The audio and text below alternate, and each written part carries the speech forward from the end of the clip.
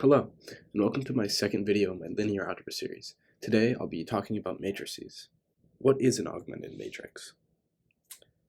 An augmented matrix is a matrix whose columns are filled with the coefficients of a linear system, or a system of linear equations, and the constants from the right side of the equation. So if we have the example x1 plus 3x2 equals 6, and 2x1 plus 2x2 equals 3, we can create the augmented matrix 1, 3, 6, 2, 2, 3.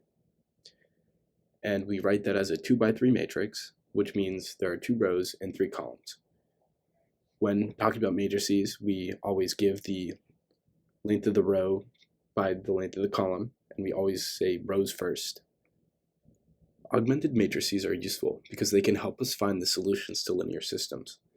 And we do that through something called elementary row operations. And elementary row operations are just operations we use on matrices to find solutions to linear systems. And they are replacement, interchange, and scaling. And replacement means that you replace a row with the sum of itself and a multiple of another row. Interchange is just you switch 2 rows. And scaling means you just multiply all the entries of a row by a scalar. And now here are examples of each one. We'll start with interchange because that is the easiest one. So all we're doing is switching these 2 rows. So the matrix now becomes 2, 2, 3, 1, 3, 6. So that was pretty simple. Now we can try a scalar. And let's say we apply a scalar of 5 to this row. And so now the matrix becomes 5, 15, 30 in the first row. And the second row stays the same, 2, 2, 3. Now for replacement. What we're going to do is we're going to multiply the first row by 2 and then subtract it from the second row. And so what this is going to look like, it's going to be 1 times 2 minus 2. That'll be 0.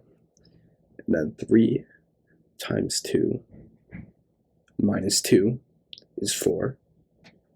And then 6 times 2 minus 3 is 9. So our second row becomes 0, 4, 9. So the matrix will be 1, 3, 6 across the top and 0, 4, 9 across the bottom. Now back to some more notes. What does it mean if 2 matrices are row equivalent? It means that there's a sequence of elementary row ops that will turn one matrix into another. And the matrices will have the same solution sets and therefore are equal. And so if we look back to the scalar we used, which was multiplying the first row by 5, we got the matrix 5, 15, 30, and 2, 2, 3. So because there was a row operation we could do to get the first row, or the first matrix into the second matrix, those matrices are row equivalent. Now I'm going to talk about specific forms of matrices. And the first one is row echelon form, which is just a specific way of writing a matrix. And it can be manipulated to go from a matrix that isn't in row echelon form to one that is in row echelon form through row operations. And so the requirements to be in row echelon form are all non-zero rows are above rows of zeros. So if you have an entire row of just zeros, it's going to be on the bottom of the matrix. And then each leading entry of a row is in a column to the right of the leading entry of the row above it. And all entries in a column below a leading entry are zeros. And so an example of this would be the matrices here. Now you'll notice that the matrix on the right is in row echelon form. And that is because, well, 1, there's no row of zeros. 2, each leading entry which would be the one here and the one here, are to the right of the leading entry in the column to the left of it. So this 1 is a leading entry, and it is the leading entry left of where this one is. And then all the numbers below a leading entry are 0. And all we did to go from the matrix on the left to the matrix on the right was we subtracted row 1 from row 2. And we just talked about row echelon form.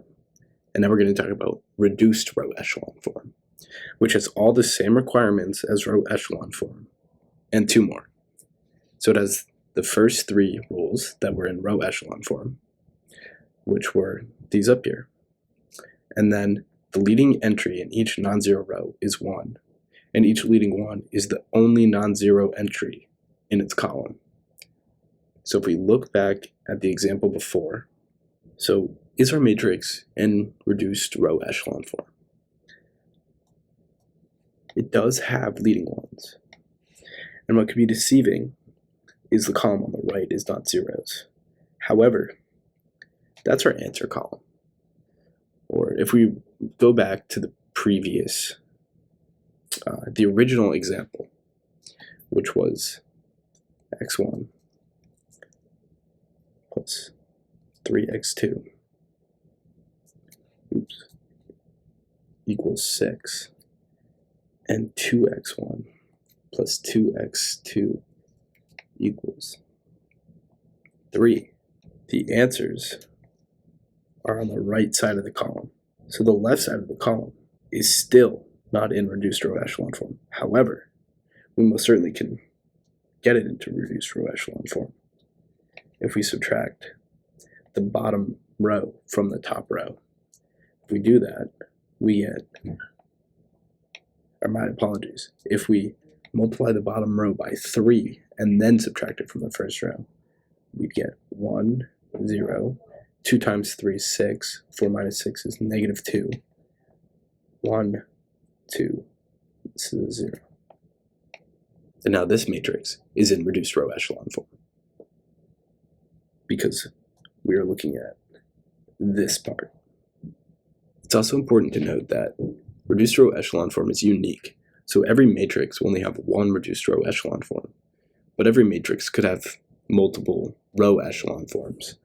For example, if we add the bottom row to the top row, we'd get 1, 4, 6, 0, 1, 2, which is still row echelon form, but clearly different from the other matrix.